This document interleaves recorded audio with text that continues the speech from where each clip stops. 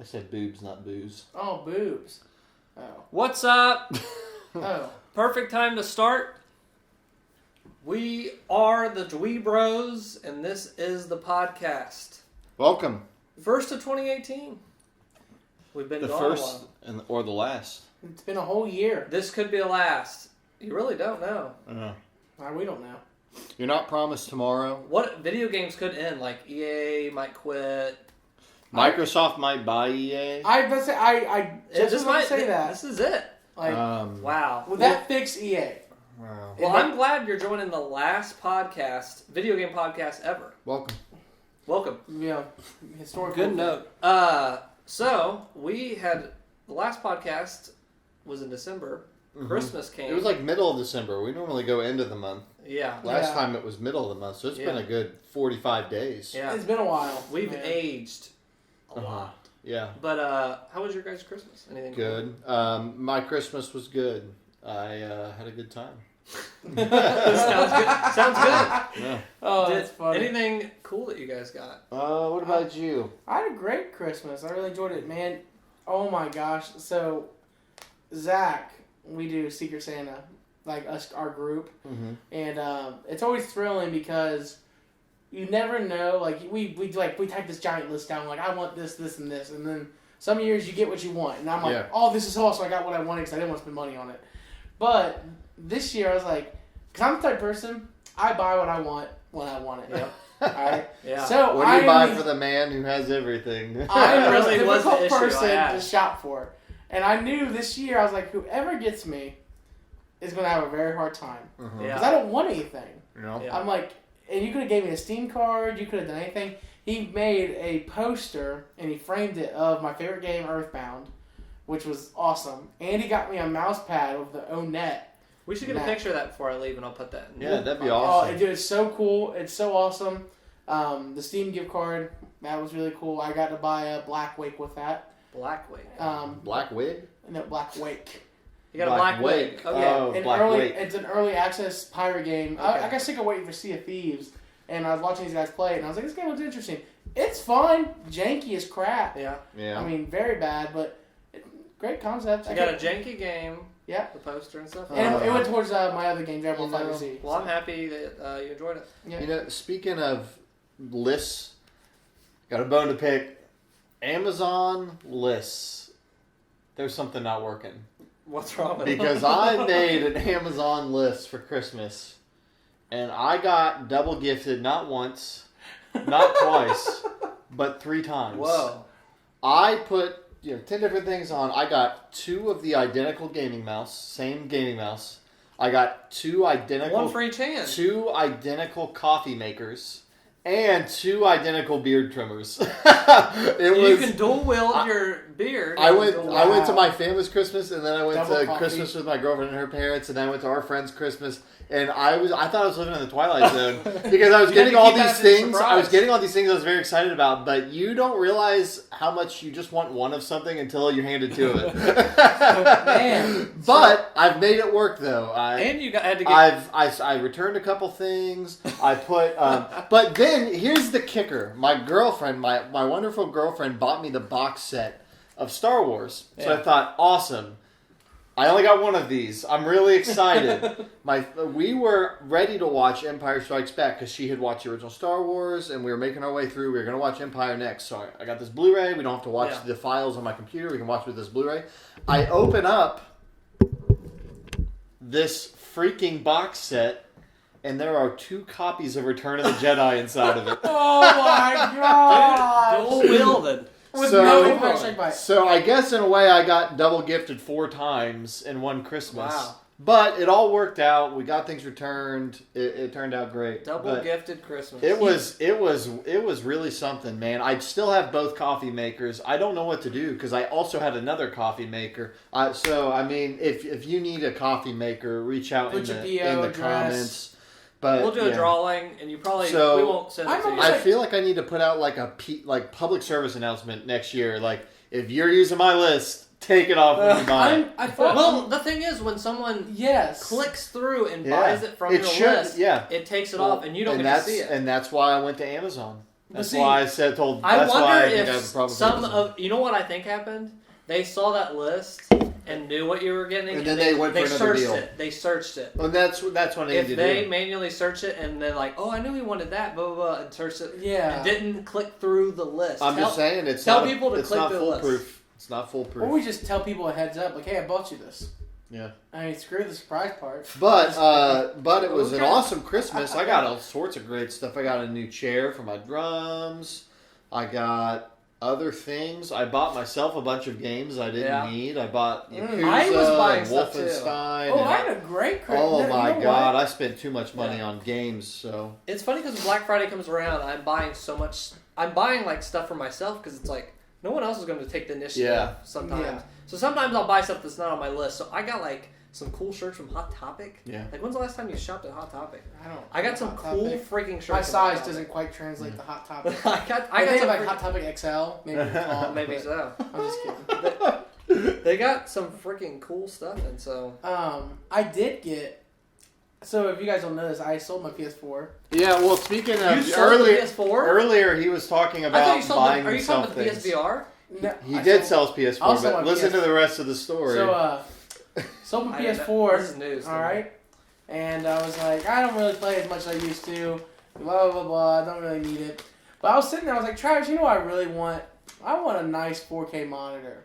We were talking about it. Then we realized I probably couldn't game in 4K because I'm not buying another graphics cards because Bitcoin miners are out in the world taking up all the graphics cards. Driving the price up. We're going to settle for 2K. We're going for 2K. Not the game, but... You did 1440p, right? Yeah, 1440. Looks amazing. Great monitor. Awesome time. I can game 60 frames, no issue. But then I sat there and I started to notice something. Yeah. I used my PS4 for streaming a lot more than I did for anything else. Yeah. And I watched a lot of TV in my room. So as I sat there and looked at my TV that was black and turned off. And you didn't have anything to use. And nothing to stream on, realized I had a big problem. Need something to stream on. So it's what happens when you have the viewing device and nothing to... Of course I have a Switch that doesn't have any kind of TV apps on it. And of course, I have a Dreamcast. Now that don't have Netflix yet. Don't have Netflix yet. Not yet. The new firmware update's coming out soon. Hopefully Sega. Get on it. But instead I went above and beyond. Wow. I went out and bought a 4K TV and a PS4 Pro. I mean, that's the only thing you can do. That's the only thing I can do. Hey, when you and a new couch. And a new couch. So when I sat on top of the new monitor. So when I sat there and I was like, man, can't stream anything. I went 4K. I just went all out. So you're enjoying the 4K world. I think you're the only one. Well, Alex. Alex just had a 4K. He was like the first one to adopt that, huh? He got a curved display, which I don't like those. I don't like. For some reason, the picture doesn't look right. Yeah. They are. I will say, this past Christmas cycle, New Year's cycle, is the first time that I've really looked at 4K and been like, man, that looks like the right price. It's like $500. $500 is for good TVs. So I got my TV. It's a 60-inch. I got it on sale for a wicked good price. It's Sony, and it looks good. And it works perfectly. It works just as well with the PS4 Pro. Yeah. So I couldn't complain as much. So I got for Christmas art books. I really got into these art books. There was the Zelda Arts and Artifacts book, which I got Kenny for his birthday, and once I got it for him, I was like, I should have kept that for myself. I was talking to my dad, and my parents ended up getting me Stanley Kubrick's, it's this big giant, it is the hugest freaking book. It's this big, I can't even fit it on a shelf, like a normal shelf. That's so cool. And it's all art or little photography from on set. Legit. And talking about different stuff on the set. Cool, one of the coolest books I think I own now. And Last Guardian. Yeah. It's like a Prima thing. It's /guide/ talking about the game. It's really cool. Whoa. Did you play the PSVR thing with it yet? Yeah. No, I need to play that. You have it's free. I have it. I downloaded it. You loved Last Guardian, didn't you? That was my game of 2016. It's free. You need to play that. I haven't downloaded. I will be playing that soon. But Christmas, fun time. Real quick before we get into the other stuff, it'll be maybe a little bit longer of a podcast, but still trying to keep it normal. We all got jobs. Yeah. You have jobs. If you're watching, hopefully. We hope so. We hope so. If you don't, aspire to how are you paying for your internet? But we're kind of changing up the podcast format a little bit. We're adding movies and TV shows. So before it's been kind of like game news or whatever. We say go to Kotaku for that. We will still talk about certain news stuff if it like applies to us. So we're kind of cutting down. We're slimming. We're a diet. We're doing a gaming diet. We want to focus on the stuff we love. We're doing a gaming news diet. Yes, we're doing a gaming news diet. So there's still going to be game talk. But we're going to like open up with more general stuff usually. But sometimes we might get nuts. I don't know. Maybe we'll talk about like I might take my dance off this year. And if you find yourself missing like us talking about this or that, feel free to comment and be like, what did you guys think about this? And maybe we'll get back at you. Engage in the comments. And if you don't like TVs or movie talk when we do that stuff, just skip to the game stuff. It'll be on the description. Yeah. So, but I want to talk about Podcast for All. Podcast for All. We're open up to the Are we going to talk about plays? Yes. Musicals? Books, musicals, and what are plays? Yeah. What play did you see? Wicked? Have you seen Wicked yet? Are you caught up for the Tonys? Yeah. Tony Talk. Hashtag Tony Talk. So, movies and stuff. The Oscars. And Oscars around the corner, and I'm officially not caught up. I will say 0% there caught was up. Nothing that stood out to me like, oh, that deserves the Oscar, or that deserves like not even 3 billboards. I've heard a lot about. Actually, let's do this because you've got a list here of the movies you've watched. Let's go through. Okay. I'm curious. Give me a 1-word reaction to the movie, and then you can double back to the one. So there's something I want to say a little bit more. Go ahead. I, Tonya. Cool. One word. I picked the most complicated one. Yes, you really did. I would say surprising. Okay, we can double back to that. The Post. That's Spielberg's, right? Skippable, but made me cry. One word. Keep it on a one-word basis. Florida Project. Probably my favorite. One of my favorite. Okay. Lady Bird. Neat. All right. Voyeur. Strange. Okay. 3 billboards outside of Ebbing, Missouri. Different. That is the one that I have heard more hype around. My goal is to catch up on each of these. When's the Oscars? Tomorrow. Knowing me, you got a lot of time, bud. My goal is, I think these seem to be the main ones that are in the running. Did they already happen? Or no? The Grammys. The Grammys happened. Get Out was nominated for Best Picture. Yes. I've seen that, and I know that's interesting because they've only nominated, or maybe one of all time, like scary movies. Yeah. 4. I loved that movie. That's one that if it had released like in December, like if it had just released, it probably would have a better shot. But go back through. I, Tonya is interesting. I, Tonya seemed to be. I, Tonya is about the crazy ice skating chick that hit somebody with a bat. Or something? Tonya Harding.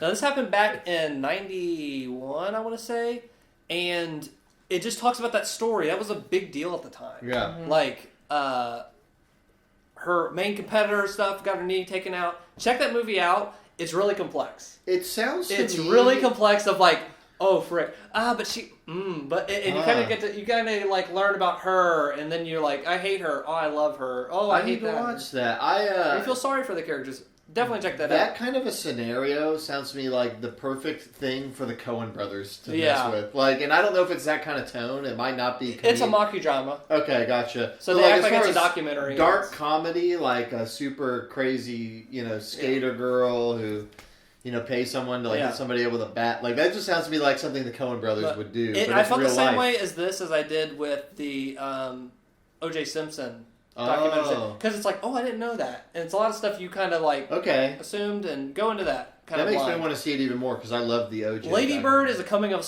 age story. This Catholic girl, very cool, very neat. That was a good movie. Florida Project. William Dafoe is a manager at this motel that's outside of Disney. Willem Dafoe. William Dafoe. Willem.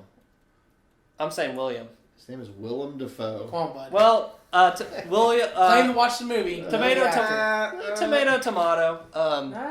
It's Will. I'm pretty sure you be the judge. I'm pretty sure he smacked you in the face if you said them that. Well, I don't know. Anyway, he's a motel manager. Yeah. One of the main characters in the movie, Chelsea actually found this out after we watched it, had never acted before. They found her off like Instagram or something. Whoa. And it is about like the communities outside of Disneyland that are more like low income, like housing and motel and stuff. It's like about those people that are like living where like all these rich tourists come through, and it's like looks the third world. Very cool. The acting is incredible in that.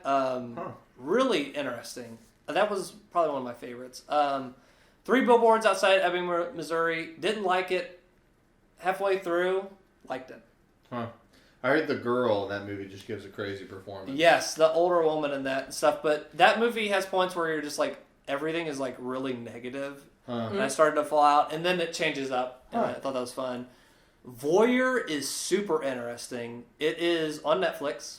Check it out. Really? It is about this guy that had this hotel that in the attic, basically, like above all the rooms, he like constructed these like air vents that he could see down into the rooms. And he was into voyeurism. And he watched people. So there was no cameras to like conclude if he was like, you know what I mean? But like, all the infrastructure was there. Like for him all to of that do it. stuff, the voyeurism is in his head. You know what I mean? And like he went through all these years, and it's about like this. I think it's New York Times, or it's just I think it was this author or this journalist or whatever getting in touch with him. Like he reached out to the journalist, and it's about like all the stories and stuff he saw. Wait! Is this documentary? Yes, it's true story. Oh, this is real. Oh, I thought it was just a movie. No, this is freaking real. This it's a documentary. So what is interesting is stuff starts to happen where in this documentary where it's like, wait a second, that doesn't add up. Okay. The journalist at the time, because this movie just got made and this book or whatever, more recent, but it starts to go through. So he went to the thing and saw his contraption, so he knows that's real. But he starts to give him stuff for this book that they're writing, and stuff starts to not add up. And he's like, wait a second, my source may not be legit. What is real and what's not? What did this guy see and what isn't real? Oh, wow. Because you don't have camera, you know what I mean? Like it was just in his head, so what is true? Definitely check that out. You go for a ride on that one. And then I saw The Post, which I thought was okay. And it's funny. It's about like the Vietnam War, like getting the documents about like they were lying a lot, like Nixon and all that stuff about the war. I think it was JFK at the time actually. And what's interesting about that? Well, actually, I thought the movie was just okay. It's skippable. Yeah. But what I liked is that, like, towards the end or whatever, this woman kind of gives a speech or is kind of like reciting what this person's telling her on the phone, and I teared up. I really teared up in this movie. Like, as the whole time, it's just like, this is okay. Tom Hanks does a pretty good performance in it, but this speech or whatever then basically says, like, you know, we have the right to to the press or whatever, freedom of press, and like going on about that, like. We are privileged to have this right, blah, blah, blah. And I started tearing up. I was just like, yeah. Frick yeah. I started feeling patriotic. I was like, yeah, we're freaking lucky to have this. So sounds like... just watch the last 15 minutes of that movie. Yeah. Oh, I don't need to watch movies. Watch the last 15. Just watch the last 15. I don't have to watch any of them now. You just told me everything. Well, ladies and gentlemen, I want to take you on Jacob Ware's Best Ongoing Movies nomination. It's official... It's in the Oscars this year. I put together the ballot Best myself. ongoing movies. Best ongoing movies. So this is early access movie? Yes, I'm going to go ahead and give you guys access now. Voting begins literally as soon as you've done watching the podcast. Just drop a comment below. First nomination. Jimmy Neutron, Boy Genius. Greatest movie of all time, maybe. People have said. Right, have IGN gave it out of... Is that ongoing? Ongoing. What Best does ongoing movie. I don't know. That means the movie came out and people are like still watching games, if it's the best ongoing game, like they're releasing updates. Is this a movie you actually saw this month, or are you just saying that? This is a movie that I've watched in my lifetime that has been ongoing. I've watched maybe twice. Number two. Number two is very dear to my heart. All right. The Outsiders. Pony Boy. IGN once said that this may be the greatest movie again. Hopefully we get the sequel, Pony Boy Rises again. Get that quote up for me and I'll put that in the podcast. Yeah, I'll tell you what, best ongoing movie to me is The Freaking Room. Yeah. Because that, if you've never seen that was The number Room, 5. I got to see that in theaters, which was an awesome experience. It's a movie that came out in 2003. It's a bad movie. It's not very well made, but it's funny. And but it's back in the news. Cause I consider that an ongoing movie because it was made a long time ago and it continues to be put out in theaters. So. Yeah. They do keep putting it out. Yeah, they do. You guys feel like talking some video games? Sure. I'm feeling like talking some video games. You're talking about ongoing media. Got me in a mood to shift Well, gears. speaking of ongoing, I think the only thing we can sit here and say has been the most consistent thing in the past 2 years in both our lives. Yeah. Has been Overwatch. Overwatch, dude.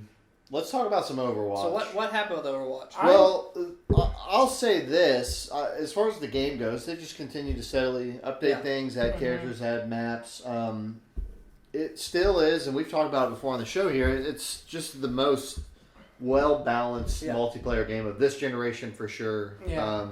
And that I can think of probably in the last 10 years. It's such a good online game. Well, what they did was they have put a lot of money into an Overwatch League.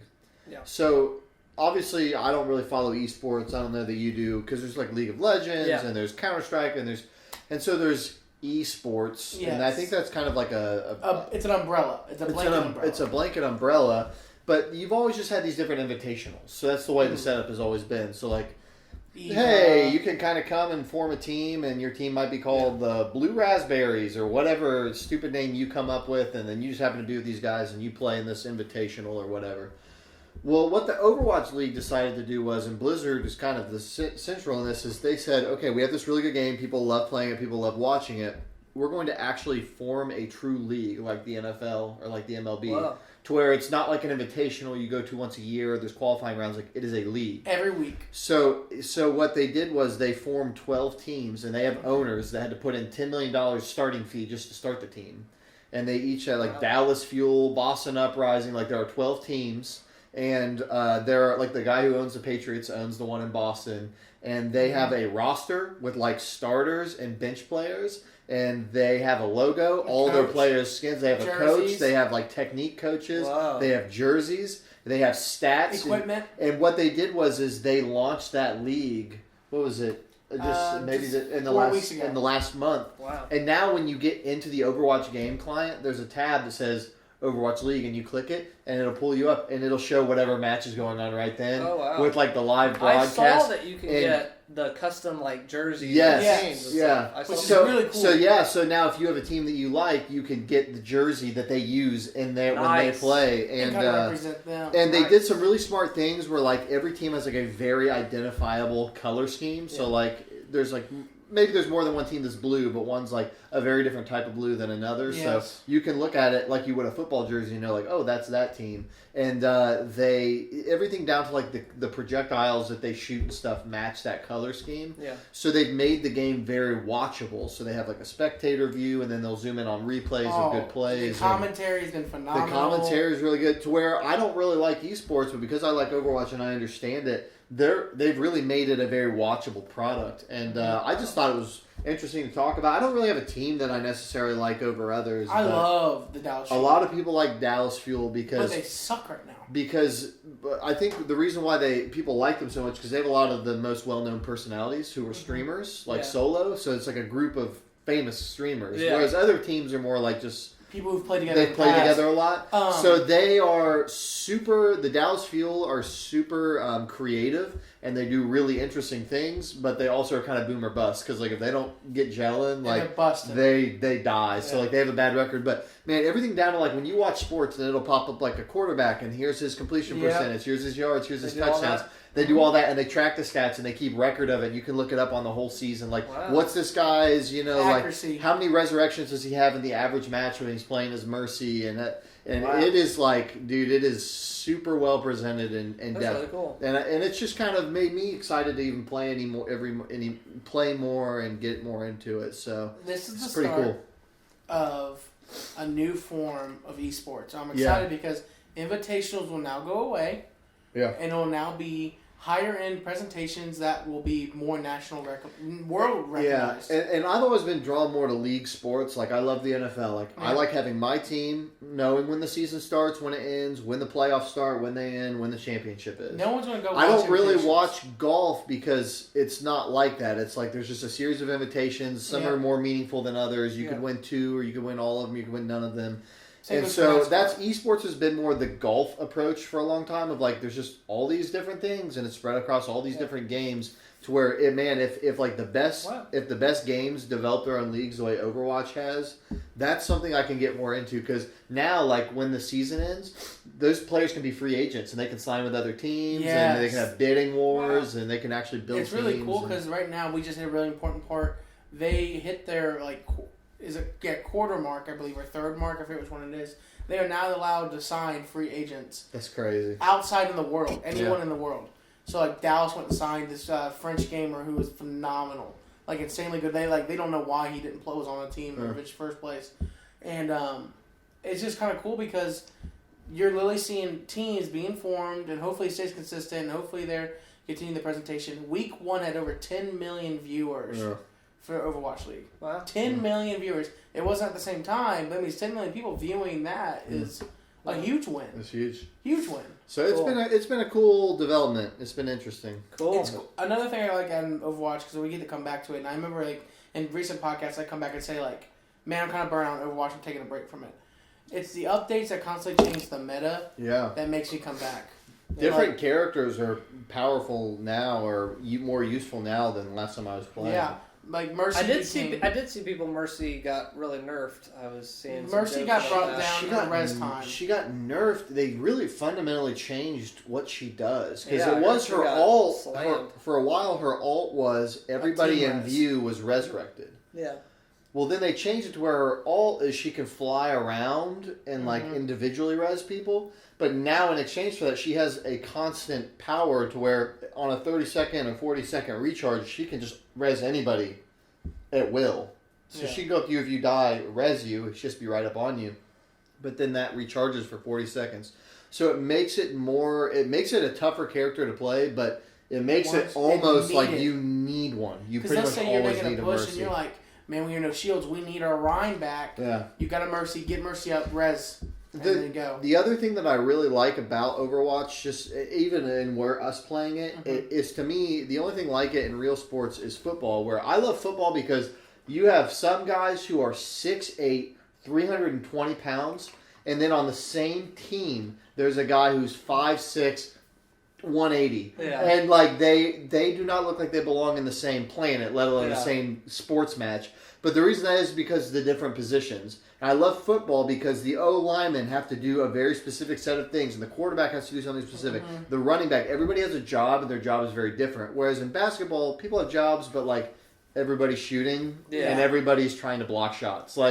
So I don't mean to demean basketball. Like, it's a good sport, but I love that height-weight discrepancy that you see in football, and you get the same thing in Overwatch, where I play tank a lot. I've found that that's what I'm good at, being the team's anchor and just soaking damage and then getting healed and then helping with pushes, and I really enjoy that, whereas Jake is a really good DPS player, so he's good at flying around, shooting rockets, putting out damage. And I love that we can be completely different types of players and both play well together. Yeah. And so that's the other thing that I really like. I think that makes it a good candidate for an esports type thing. It makes it fun to watch.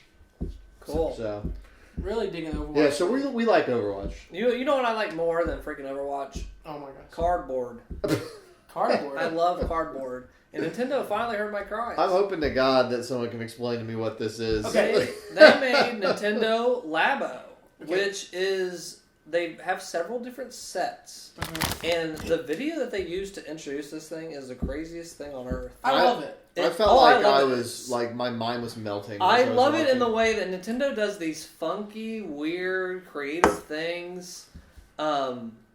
You basically get these sets, and they showed a myriad of different things you could do. So there was one where you put on this cardboard backpack, and you put in your hands on these things, and then you put the Switch controller in your head that's attached to your head, and everything's attached with wires, and then when you move, it's like pulling these pulleys on the back. Everything's like put together by rubber bands and cardboard. Oh my gosh, to the point where I was just like, man, this stuff's gonna get broken in like 5 seconds. Yeah. But it's so cool, and I was like, yeah, this is neat. And then like the prices went up, and I was just like, not for me, neat, but it's like $70 or $80 for cardboard. So, just to get understanding, because I think we all might be on different platforms here. Sure. Can we go 1, 2, 3 and just say yay or nay? Well, it's hard because it's not for me. Before I say yay or nay, I general. will say I've heard a lot of people say it's just cardboard, but it's not. Yeah. It's software also that you get and you design games or you use the games that. Yeah. It's not just cardboard. Sure. I've seen a lot of people say that and it isn't. Like it's kind of like Dreams where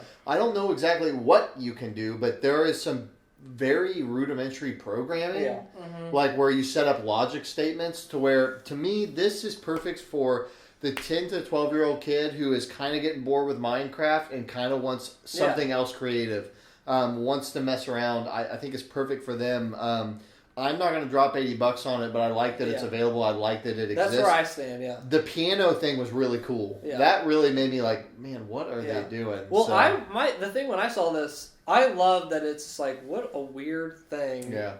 Like, you're sticking in the Switch controller, and I looked up what it was doing, and I guess there's an IR reader on one of the controllers, and you stick it in these slots, and with the piano one, specifically, the other ones probably are similar, there's like a strip in there, and it's reading which ones like go up and down from the thing, and I was like, what a neat concept. Again, it's something I won't get. I'll tell you right now, the only thing that I dislike about this, honestly, I do want to get to you because I want to know what your thought is the timing.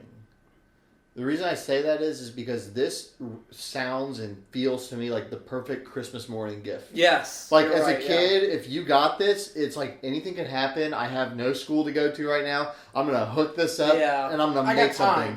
Like, to me, this should have either been announced in November and dropped, like, beginning of December for kids to open up Christmas morning, or they should have held on to this thing and announced it, like, this coming fall. I mean, that's just the marketing person to me is, like, this is perfect to drop on kids when it's cold outside and they're inside and their imagination's going absolutely bananas.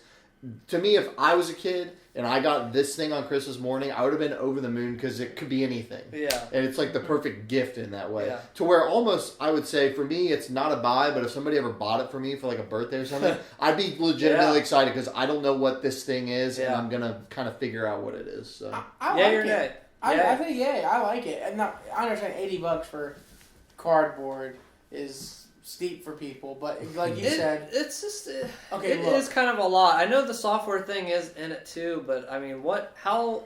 I don't know how to explain it. Like, I almost look at it as similar to the Google VR thing because Google VR was cardboard. You stuck your your phone in. What were you gonna say? It's almost like Nintendo wants to step their foot as close as they can into some type of VR experience. Sure, where they can be interactive with things that you have in front of you.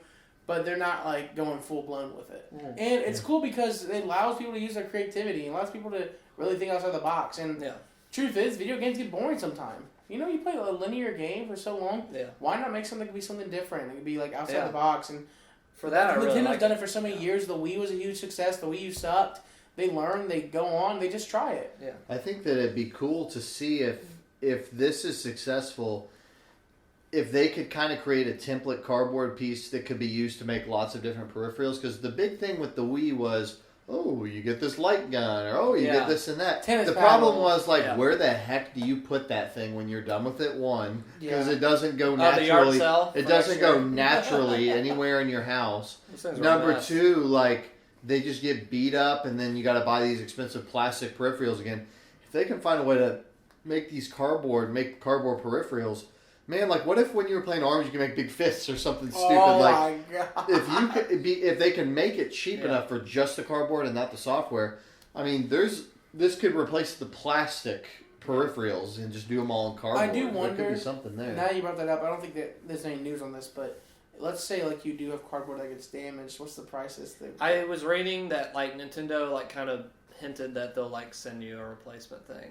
It sounds like. So they'll They kind might of send like, you a replacement piece or something. because it's just cardboard. I'm sure that won't. 'Cause, work. yeah, it's I'm two sure things. that will not work as simply as it should. Yeah. I mean, the truth of it is, they should. I mean, I don't know if this is recycled cardboard or not, but like maybe they're just helping out, man. They're helping the environment. Hey, look, let some kids design some software. It's very cheap. They looked at what Google did with their Google VR. I got one of those for I think for free. I just ordered it, and it's like this kind of hardened cardboard with like a coating on it. Whoa. And I stick my phone in there, and I stick it up, and now I have this VR thing. And I have this little magnetic strip that like uses GPS or no, like the compass. It's fricked up. It's freaking cool.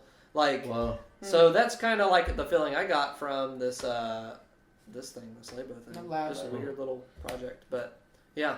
We're not done with freaking talking about Nintendo. No, of course They not. had a direct, which was done in a weird way. Mm-hmm. I was out on a job, and I looked down at my phone, and the direct happened because we were going to kind of stream it, or we were going to see if there was a time slot to get us all together. We were going to try to get together. We were going to try to do it, and they just came out and did it, and it just was a Nintendo Mini. I only had 3 things that kind of stood out to me on there. I thought was kind of cool. Donkey Kong Tropical Freeze. So yeah, before we move on from that, I never played that game. Yeah. You've spoken really highly of it. That was my game of 2014 that came out on Wii U, and Not Destiny? wasn't Destiny. Surprise. that Shocker. I think that got overlooked. I mean, it was on the Wii U, which not a lot of people had. But man, that game is so freaking fun. When I first saw that game, because I didn't even know the Wii U was a thing at that time, when I did see this game, I remember just thinking, now this is how ignorant I am, because I didn't play the old Donkey Kong Country games. I remember thinking, why are they wasting their time with a 2D Donkey Kong game? That was what I thought. And at the time, I mean, I just wasn't really into 2D platformers and stuff, so...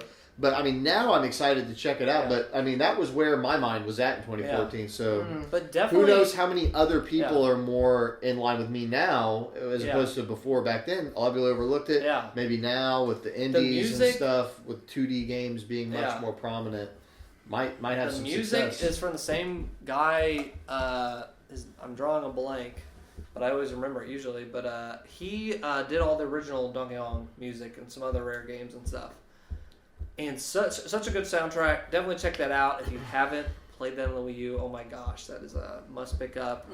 Super Mario Odyssey update. Luigi has balloons. Yeah. I need to finish that game. It's a free update. You haven't finished it? I mean, you my spitting in my face. My sister had my Switch for the better part of a month. I'm spitting in my face. Wow. I'm in New Donk City. Great level. Yeah. Love it. I could go back and play it. But cool that they're adding a little update. And new costumes and stuff. Yeah, dude, that game is so awesome. Nice. I like that. And last, little surprise, but it was all these little heavy rumors were coming around, but Dark Souls is coming to the Switch and elsewhere. Dark Souls is coming a lot of places. Yeah, elsewhere too. Are so happy. Yeah, so we're getting a remaster. I don't know. In theory, I want this on my Switch. Practically, I don't know if that's a good thing for my Switch because my Switch might wind up in multiple pieces. Yeah. Well, the controller, you just bring the controller you're playing on. And like I play Dark Souls like on heavy duty controllers. Like man, those flimsy Joy-Cons, like I might bust them like with doing some of the things I do in that game. That being said, a remastered on the go Dark Souls, man, like that changes everything. Cool. Like so, I mean, everything should be on Switch. Man. One way or another, I will be buying that game, whether it's on PC. Now, am I understanding correctly that the trilogy, not necessarily is coming to the Switch, but I saw that they were remastering all 3 games, or there will be a box set. There was some box set because 2 already has a remaster. There was a box set in Japan for what collector's edition that like is fold out and you have all the games in there. But I don't. For what console? PS4. Okay. But so, I mean, I don't know that I necessarily need that because I have 1, 2, and 3 already on PC. But also they're giving for PC users, I think, like a $20 upgrade. I saw that, and then it came out later that was fake news. Fake news. Fake news. So, fake news. I'm in a dilemma. Should I just continue my PC game, or should I get the remaster? Do you want to play the Gargoyles again? I don't know why you would buy another copy of Dark Souls after you bought 1, 2, and 3 and have played one boss. No, I played 2. and I too. Dude, that game just sucks. All right. Well, I guess this makes for a natural transition because I'm saying the same thing right now about another game that you played this month. I played on. We should preface. I do want to. We'll get right into that. I want to preface too, just so we are going to talk about other stuff involving this. Hangouts. Oh yeah. Since the last time we did the podcast, I discovered, if you saw some of my reviews and stuff, I couldn't figure out a good way to do a review. Like, other people do reviews way better than I do. Yeah. They put a lot of work into them, and they get the game way before I do, to where these reviews have been out for weeks. Because I want to sit on a game, I really want to spend time with it. So I thought the cool thing would be, after I did the Gravity Rush 2, where I kind of sat down and played it, we do these things called Hangouts. You probably, if you're subscribed, you've probably seen these already. But Jacob joins in, Travis joins in. I've had Devin came in, our buddy, just whoever is around sits down. We sit and play a game. Sometimes we review it. Sometimes we say how we feel about it. Sometimes it's brand new to us. Mm-hmm. So I played Doki Doki. Bloodborne was kind of new to me. Or sometimes it's games I've played for a while. So the Tony Hawk series was almost like a kind of a hangout thing where it's like I've played these before. I can kind of commentate on what's going on. So been doing that. I did one for Bloodborne. Yeah, and you did 5 parts. I did 5 parts. I ended up stopping. I ended up stopping and coming through. So they might be some games might be multiple parts. Some might be like Super Smash Bros. Melee. This is one part. This is a one-off thing. So yeah, I did one for Bloodborne. So yeah, I started Bloodborne. You finish it. I've only started it. I am having a really hard time adapting to that game. Yeah. Now, that being said, the actual enemies are easy. I've had a really easy time moving through that world, killing enemies, getting around. I have just run into 2 different bosses. One was an optional, and one is like the first main boss. Yeah. That I cannot get used to the new aggressive style of fighting. You have to use your gun to parry people. There's no rolling, or there's sometimes rolling and sometimes it's a dodge. But convince me why I should stick with this game. I'm going to stick with it because it's like one of my favorite series. But I have just been beating my head against the wall with this game so far, with this boss in particular. I won't say too much because, the Hangouts kind of show how I feel about the game. But the game is so fast. It is different than the Souls series. It's a little different because you get health back when you attack. Oh, I don't like this. So you have to decide, do I jump back and try to heal, or do I make the decision to, try and heal myself by attacking and just going kind of, on the offense? And that is an interesting game mechanic. It's super interesting when the boss isn't dropping an 8-hit combo on me, stun locking That's true. The first boss is kind of rough in that way. You really have to, I summon, so I have other players come in and help me. He goes solo. He's the dark warrior, solo warrior. Once I found out about summoning, it encouraged me to play the game. Yeah, I like doing that. There is absolutely nothing wrong with summoning. I beat the first Demon Souls without it, to where then I was like, well, how far can I go? Now maybe I've hit my limit. Maybe you hit the limit. Yeah, this game has the best environments of any of the freaking Bloodborns. I was stopping during the stream and go check this out. I was moving the camera. I was like, look up there. Look at the skybox. This giant moon, all the stuff that's going on. Look at that creature. What is that in the distance? Coolest areas of any of the Soul series to me so far. I haven't played Souls 3, but you already said you're going to stick with it, but very neat. Yeah. Very neat stuff that they do in that. Yeah. It's a tough game. Tough game, but cool. We also played, me and you, Horizon. We did, Did you play this yet? Horizon? Yeah. I'm currently working through another game right now, so we'll get to it. Okay. We both beat Horizon. We didn't do the DLC, though. Yeah. I really liked Horizon. Yeah. It was fine. It takes a little bit of Witcher. It takes a little bit of Breath of the Wild. It takes a little bit from everybody. And I don't think it's the best game ever made, but I think it's I think I gave it a rad. It's perfectly serviceable. It's better than you can play it, because I think that the story, in particular the world, and the character of Aloy both together are really awesome. I really liked her character. I thought she was relatable. I thought she was cool. You know what I mean? I really liked her. I wanted to learn more about who is she? Why is this happening to her? And then the world itself, man, the setup of there are these people, they're kind of indigenous, they don't understand the robots in the world, they don't know what's going on. It was neat setting-wise. It was so neat, and then as they reveal why is this world the way it is, how do these machines, like, what is, why do they exist? What is their purpose? Like, that game was an awesome, like, just, you talk about sci-fi, like, I could have read a book kind of, like, about that world, and I would have found it a very interesting sci-fi premise. Yeah. It had a couple moments where it, like, kicked into, like, corny, like, with some of the story stuff, but it was okay. Like, I really liked the game. My biggest thing with the game, and I'm curious how you thought, was the traversal. Like, running around those mountains in a post-Breath of the Wild world was atrocious. Yeah. Like, man, like, you can't climb things. I would run around these camps, like, I know I need to get up there. Yeah. Okay, can I jump? I can't jump here. Do I jump here? Okay. Like, man, before they make the second Horizon, they need to... Let me climb everything. Yeah, they need to get the climbing stuff down. I felt the same as I did with Uncharted 4 when I played that and tried to do the sneaking... Or sneaking in any game after playing Metal Gear Solid 5. Yeah. I went like, frick. Metal Gear Solid 5 runs sneaking. Breath of the Wild run like overworld, not being able to climb crap. Let me climb everything. But yeah, I felt the same way. But pretty fun game. And cool combat. I feel like the combat was really cool. Yeah. It was also just super chaotic. Yeah. It cracked me up when like dinosaurs would come out of nowhere and like hit me like a car accident. Yeah. And like go off the screen like Looney Tunes style. So funny. Very chaotic.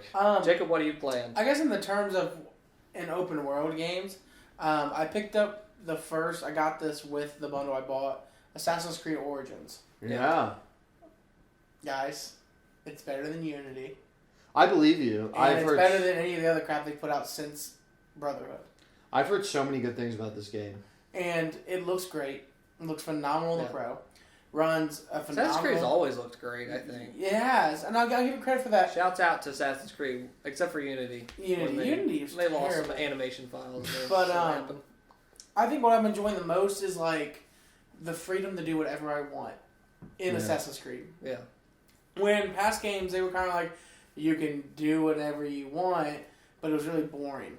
And this one, you can do whatever you want, but you're going to get fricked up. Like... So, hey, you want to take on level 20 while you're only level 11?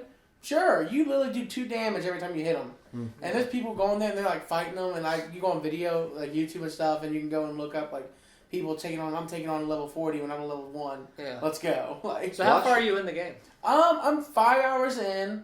I'm currently at a really pivotal part of the story where I'm kind of confused on where it's going to go. Yeah. Because I've accomplished what I thought was the main goal of the whole game. The game.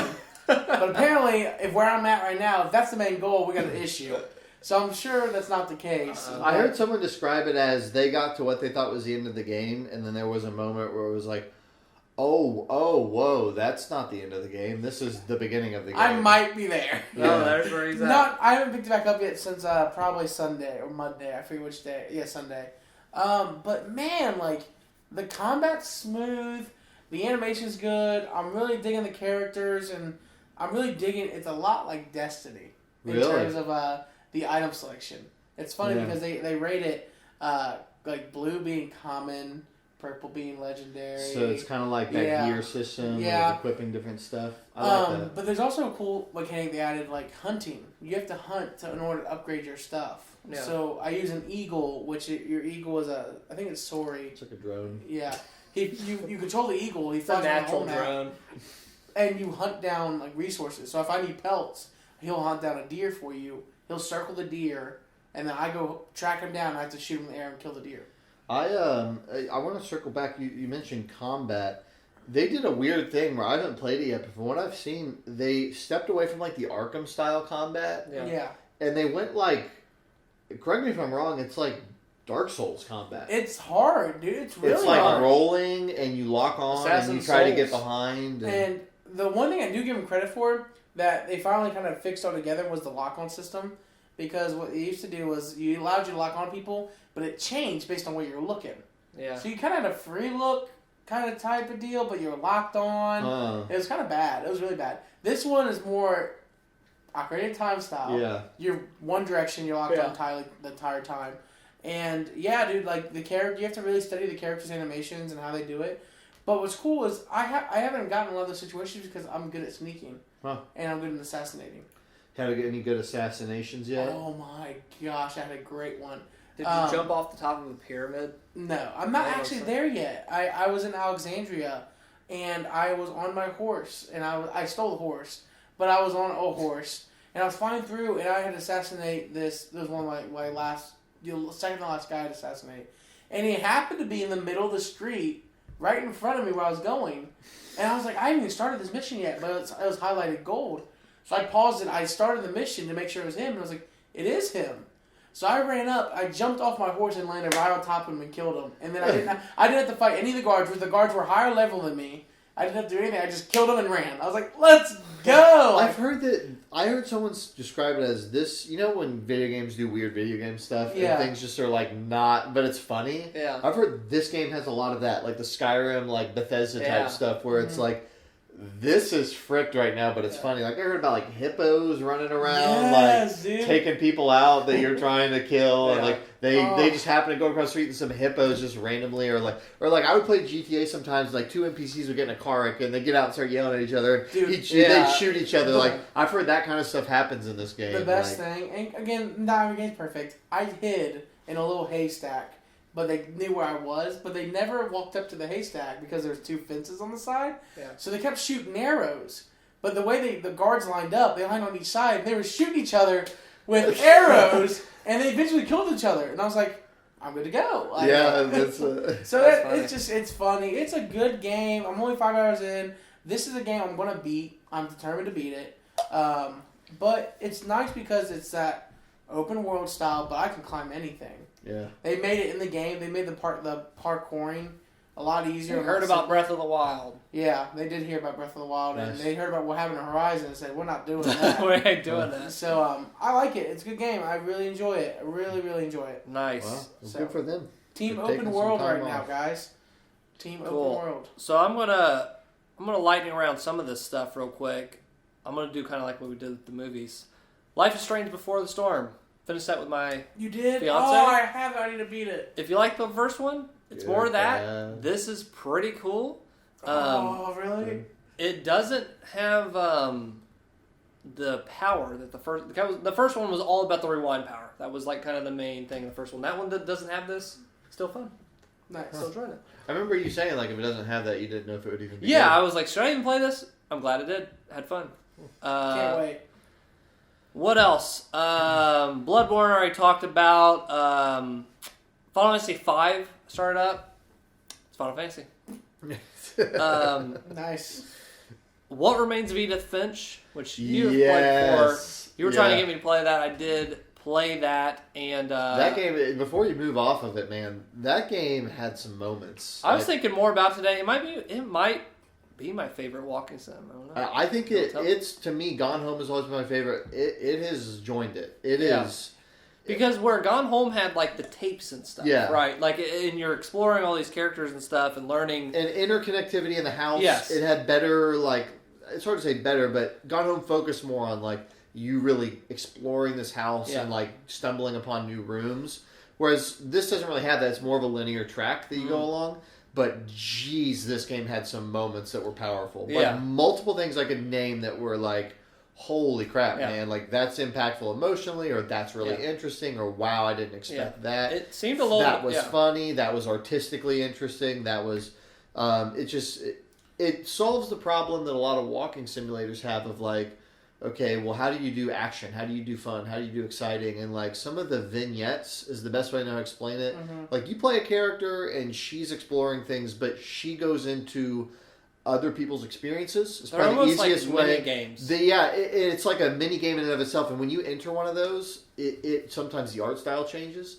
Sometimes your perception of reality changes. Sometimes you move around and can do really crazy stuff you can't do others. Sometimes you're literally sitting down and you're not going anywhere. Yeah. But it solves that like monotony, I want to say, of some walking sims, and that every single one of the instances is totally unique, and it just is very good. Now, very it's still some people and it's short, so if you don't like it, Carter, right? No, This is not They're two Vanishing. different things. Oh, I don't I think they all sound the same. Vanishing Ethan Carter. I think that they did themselves a I mean, it's tough. I don't know what else you would call this game, but Vanishing of Ethan Carter and What Remains of Edith Finch are two similar sounding. See, that's what I thought. I was like, yeah, I got lost too. Oh, no, this game is by the people who made Unfinished Swan, which I didn't play. Okay, because I played. Can we start naming these walking sims one word? That's all you get. Oh, which one? In the Valley of the Gods is the next one coming from the Firewatch. Yeah, instead of Gone Home, call it Gone. Cause I played the. I can't remember the name because they're so similar. The Vanishing or whatever. Carter. Ethan Carter. Ethan Carter. I played the Ethan Carter one, but I played it in VR and I got so scared. This game is much better than Ethan Carter. Ethan Carter's all right, but this game is like. I thought they were similar. So Edith, no, they're in a sense similar, but Edith Finch is a really good game. Okay, you should play it. You should play definitely one of the best walking sims. I played. On stream, Doki Doki Literature Club. You can check that out. Did 2 parts. Weird freaking game, weird freaking stream that I had. One of the weirdest games I've ever played. I think I had one of the best reactions of you in that stream. Yeah, if you want to know what that game's all about, pick up the stream part 2. Yeah, part 2 if you just want to go. Part 1's cool, but part 2 is where it really picks up. You won't miss much. And maybe you should go in blind if you want to just have fun kind of surprise. Yeah, I'll say this about Doki Doki. It's a free game. Steam, Mac. Download it to your computer. Give it a shot.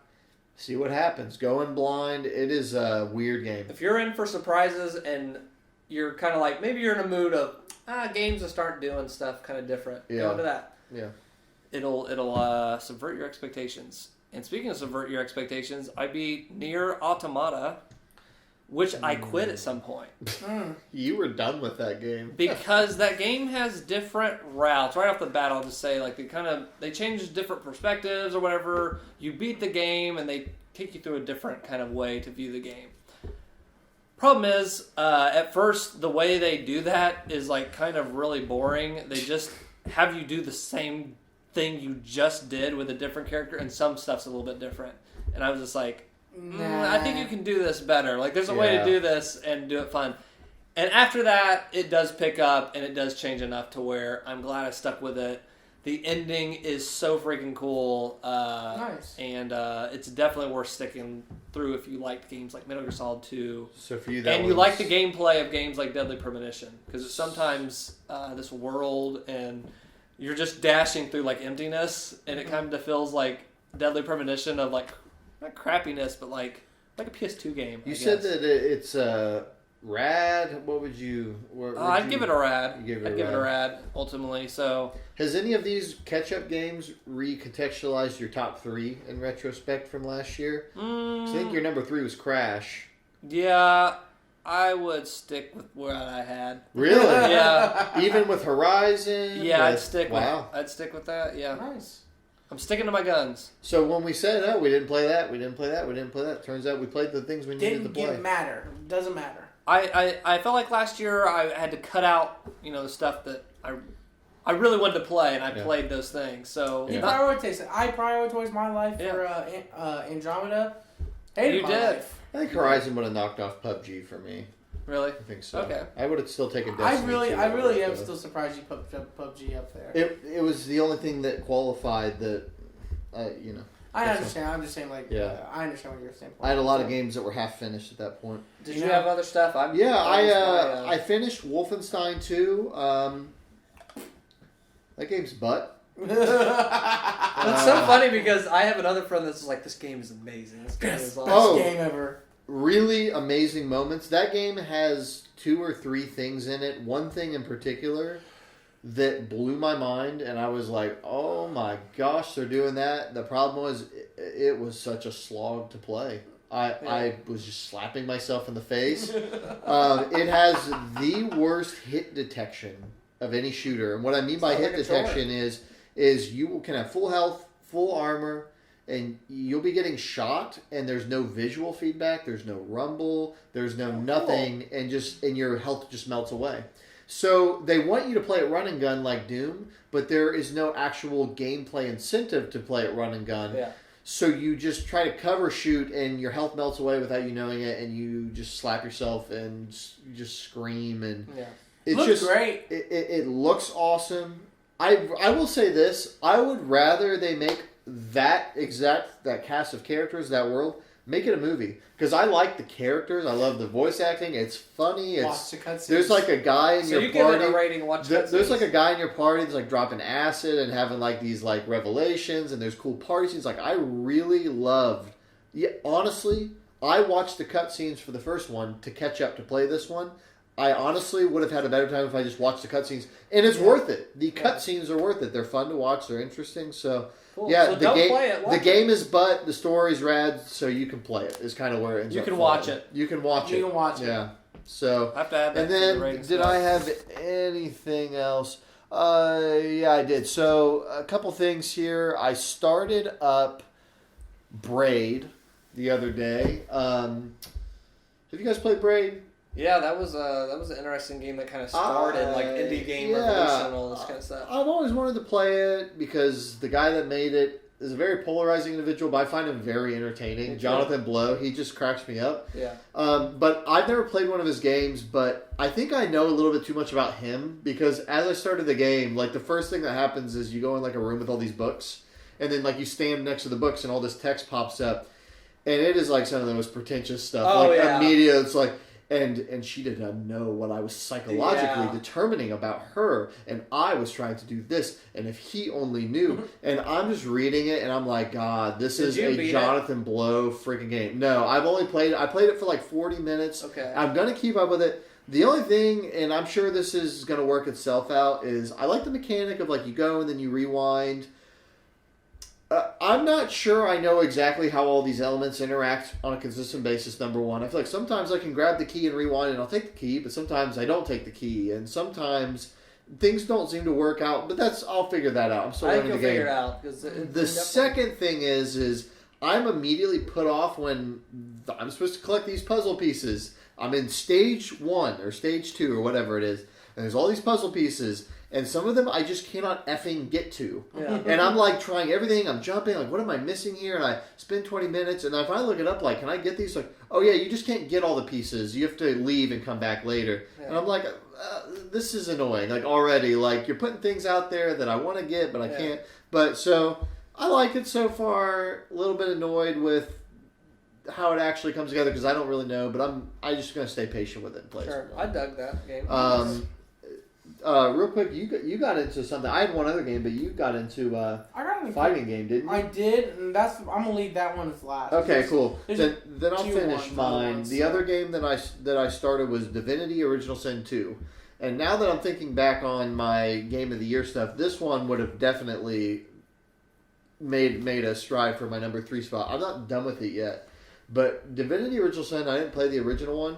This game is fantastic. It is a top-down kind of computer RPG, but instead of doing like D&D style combat where like rolls dice and it like guesses, it's like XCOM. Is like there's like a battlefield and you move people around and stuff. So it is so awesome. It's a really cool RPG. It's just like a fun fantasy RPG. It's funny. An immense amount of freedom. Like you start out on a prison island, and there's just like 100 ways you can get off this island, and cool. So I like it. It's cool. I'm enjoying it. Nice. A couple games I've played. Paper Mario from the N64. Oh, such a good game. Very good. Great soundtrack. Yes, it's good. I played those. I have 3 stars so far. So I'm pretty. 8, isn't it? Yeah, 7. 7. So I'm pretty. That's so weird to me. Like, I forgot like when I played like the Mario RPG on the SNES. When it was like 7 stars is such an odd number because you used to always 3s and 4s, sometimes 4, but you never go over that. Like in terms of like breaking like chapters or whatever you want to call those levels in terms of RPGs.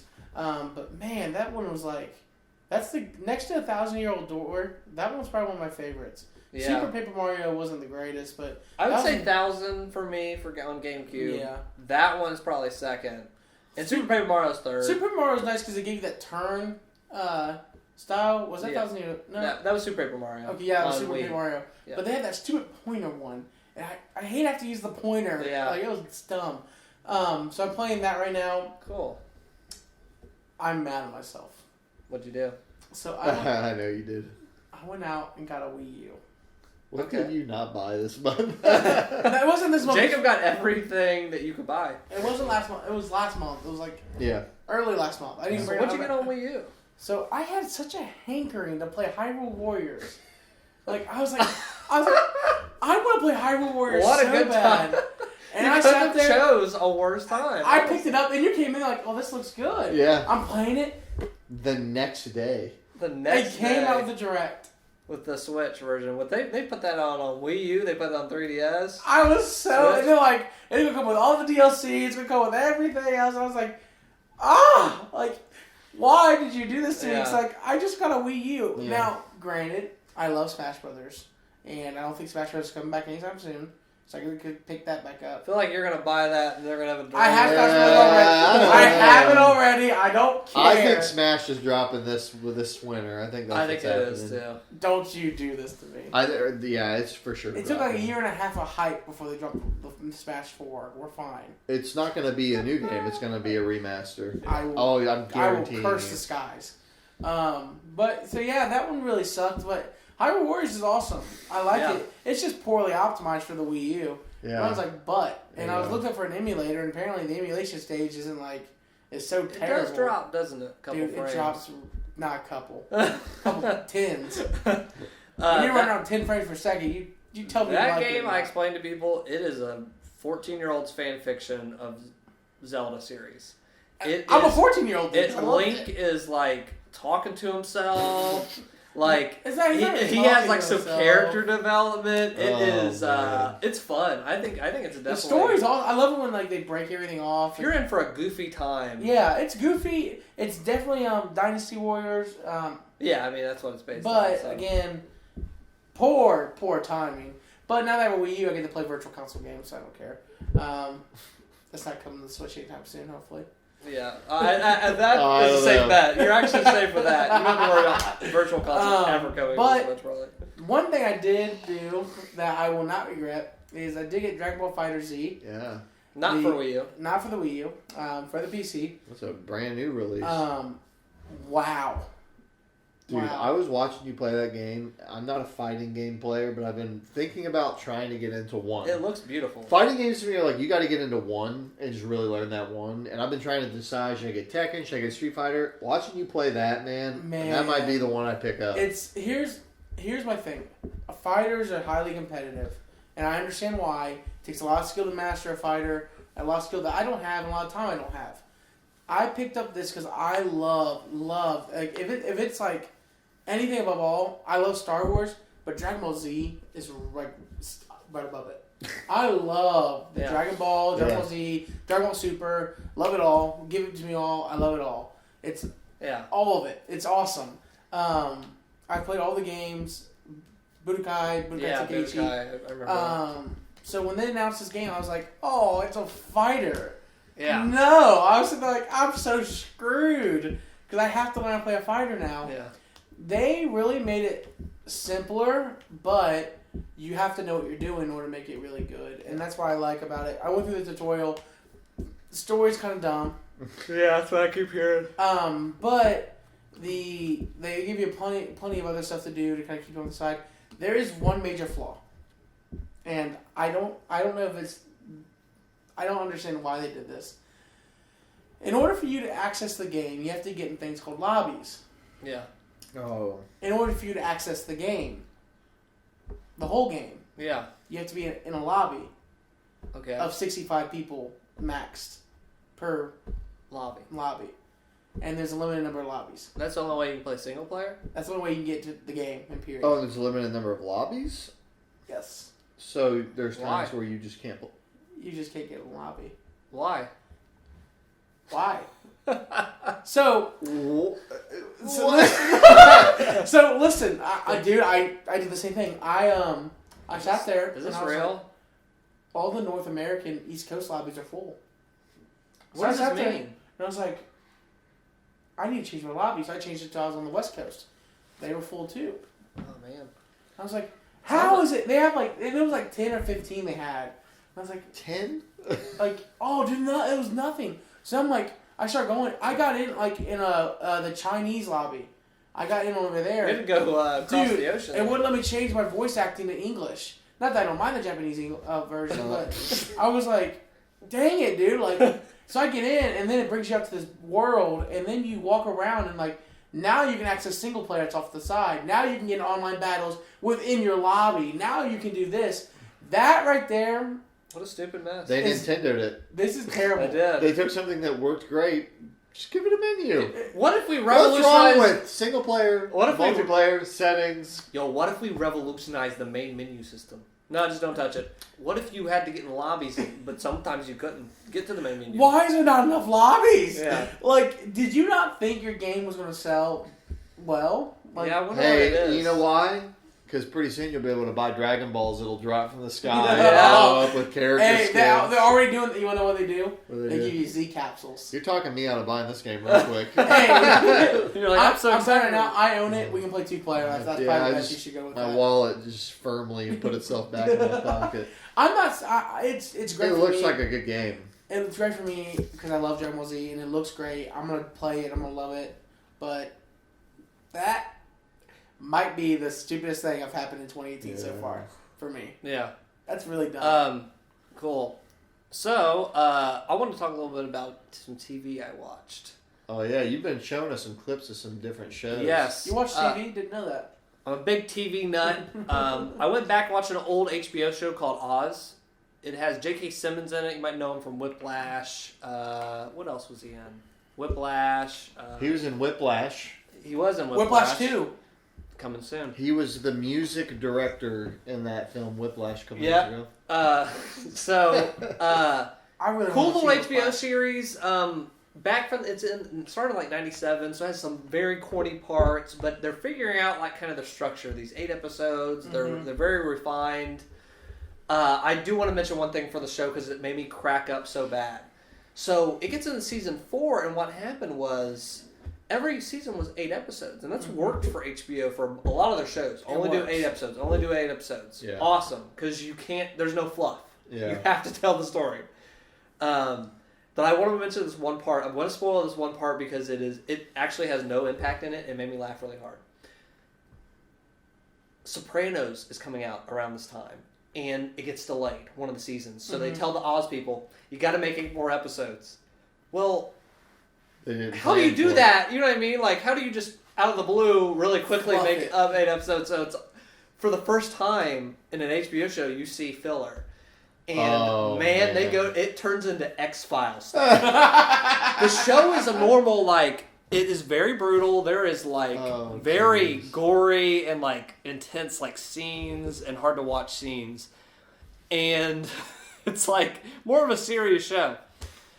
And then they go into, yes, we're actually asking for some of the prisoners. We've developed a pill that will make you old. If you want to, instead of serving the sentence, if you have 30 years in your sentence, you take a couple of these pills, and it will just age you to what you'll be 30 years, and then we can let you leave. We can let you leave the prison. And they actually have some people that turn old in it, and then they drop that. They drop that. It's like, I'm not old anymore. And they drop that out, and they never go back to it. And I crack up. That is where the show takes a big nosedive, and it's just fine after that. That is awful. But they do some, like, hilarious stuff. So they had a House of Cards season. Unbelievable. Yes. It just turns the governor's taking a fall. The governor's taking a fall! So to see an HBO show have filler, it's very funny. I think if you like HBO stuff, check it out. Black Mirror came back. I heard this season was not the best. This season, I was mixed on some of the certain stuff that they did, but ultimately some cool stuff. How many episodes? 6, I think. How many were like good, and how many were like skippable? 6. I'd say half and half. Half. But I ultimately only didn't really like one episode I could have done without, but it was fine. It was good. Okay. Cool. The Toys That Made Us. It's on Netflix. It's 4 episodes. It's talking about Barbie, He-Man, Star Wars, and G.I. Joe. Oh. And it talks about like the making, like talking with the original people that made those toys and like how it came about. Really cool. It's almost like filmed in like a mockumentary style. It has this funny like goofy like guy like, then we went over here, but then what happened? And then they have like the guy interview. But I thought it was kind of neat. When is that going to be it? Just those 4 episodes, or will they might make more? But these were like kind of the 4 main like huge like each toys. one's an hour. Each one's about an hour, yeah, about That's that. But they interview like the creators stuff. Really cool. The Ali G show. Have you guys seen Borat or Bruno? I've seen Borat. It is from that same guy, Sacha Baron Cohen. Oh my god! This was like his first show, and that's where those characters came from. Because on the show, they kind of flipped between Ali G, which is this British like gangster guy who talks like this. It's him with Borat was on that show, and then Bruno was the other segment. Wow, gosh, very very freaking funny, very hard to watch. Like the most cringeworthy. Like he would just really agitate people. Is it like live or not live, but like in live settings? Yes, and this was also a time when like they didn't know who these characters were. Yeah, so he would come over to the USA because he started out with the first season is just in Britain. Oh wow! And he comes to the US and they kind of change the format, and it's like people that really think he's Borat. He's this kind of foreigner guy. And it exposes. It's so funny because at the time people kind of said like this show's kind of racist. Some of the stuff they do, he says as Borat as racist. But it's in doing so to like be so ridiculous. He brings out the racism. Like people kind of feel like they let their guard down. They're like, yeah, Jewish people, blah blah blah. This and then he goes, oh, that is so funny because he just wants to expose like these people are really bad people. Yeah, Wow. Very hard to watch at times. I highly recommend that. Very extremely funny. Where are you watching that at? It's on. Some episodes are just on YouTube. They're just uploaded on YouTube. I watched a lot of that on YouTube. So what year was that? Like 2003 and 2004. Very funny, very ahead of its time. And the last one is might be the funniest show I've ever seen in my life. Nathan For You. A comedian, Nathan Fielder. Is this the snap you sent us? Yes, I sent a Snapchat. I was going to bring this up. What the frick are you watching? It is, the whole show is, he acts like he is this business, like, great mind for business, that he went to school, and he approaches these small businesses in the same way of Ali G, of like, they don't know it's real, the people he's interviewing or something, they think that whatever, but they're basically in a prank played on him. Oh my god. He goes up to these business owners like, we have this great ideal, how to bring in business. For example... what's a recent episode? What was the one with the pig? The pig thing was it was a petting zoo, and he approached the business and said, you're wanting to bring new people in. What you should do is let me film this viral video. I'll make it go viral where a pig saves a goat, but it just is chaos. So it combines some of my favorite elements of comedy of just like I love chaos. And I love making things harder than it should be. So this whole episode is like, well, we had to get in trainers, and scuba divers had to hold the pig under the water. But then we found out you can't do this. Like it's impossible. It started getting bigger, and we had to hire more Hollywood like producers and people coming in like animal trainers. My favorite part. So freaking funny. I think this is the funniest show I've ever seen because I'm in tears, almost puking, laughing every episode because he is making so many things. It's cringe humor. You don't want to watch it sometime. Like Ali G, like he's messing with these people, or he's sitting there like, hey, so did you like the idea? Yeah, I liked it. Okay, well thanks. Well, yeah, okay. And it's just like he's sitting on the scene too long. Very freaking funny. But my favorite part of what you sent us was, we noticed that we have people who are watching what we're doing, and they now can talk about the fact this is fake. So we had to get them all to sign non-disclosure agreements, it's making sure no one talked about what we did here. It's that element of like it hits you all at once sometimes on certain episodes where he can. He just starts adding more complex things to do a stupid ideal. But absolutely check that out if you're into like cringe humor. Jeez. I'm not gonna lie to you. That's awesome. I want to watch it because it was hilarious when you sent me. But I don't watch a lot of TV. I watch Dragon Ball Super. How's that going? Dude, that game, not that game. Sorry. What kind of lobby do you get into? Is that a remake? No. It's the sequel to Z. It's the sequel. GT's dead. Just know that. So it's retconning GT? No, it's GT never happened. It's not canon. So Retcon GT. Oh, sorry. Sorry, my bad. But Dragon Ball Z happened. It literally takes back a couple years after the events of Dragon Ball Z. Okay, cool. Man, is Freezer still going around? Frieza. Yes, Frieza is still around. They just did such a good job. Of course, when something gets revived, you're like, what direction can they go? Like, you feel like they did it all. They didn't. And they keep bringing new things and new things to the table, and it's like, this is getting... Last episode made me sit there and be like, man, I wish there was another episode I can watch. Yeah. Because it was that good. So I'm starting to get to the point now where I'm like, this is getting good. This is getting really, really good. Yeah. So that's the only TV. Between that and the fighter game, I'm like, I might step back into Dragon Ball, even though I don't know. Did you watch Z all the way? No, I only watched Cell Saga and Frieza Saga. The Boo Saga kind of is a drag, but it gets really good at the end. But Super is just awesome. Cool. I'm gonna try to get back in that. Well, I think we have. I think we've run our course here. It's donezo. Nice. What's going on this month? February? What's going on? Going into February, the lovers' month, as they say. Yeah. So. Nice. Yeah. So what do you got planned for the month? Love, and we'll have some more hangouts. Yeah. We can put Mass Effect to make you decide who you want to fall in love with. If you've got a hangout recommendation, always drop it in the comments. Seriously, let us know. I think that would be the coolest thing to know. It could be something new. It could be something old. Let us know. We might listen. Something We blue. might not. I like doing just random weird stuff. I like doing also stuff like we did the episode with Devin and Kenny came by too for a little bit. We did Smash Bros. Melee. Yeah. Talking with something like a game that's close to somebody or like one of us, you know. Maybe we'll do a hangout in Dungeons and Dragons. Yeah. I'm just kidding. How would we do that? Yeah. That'd be a weird hangout. But so yeah, look forward to more of that. I'm starting to kind of get a rhythm. Thursdays at 6:30 and Sundays Eastern.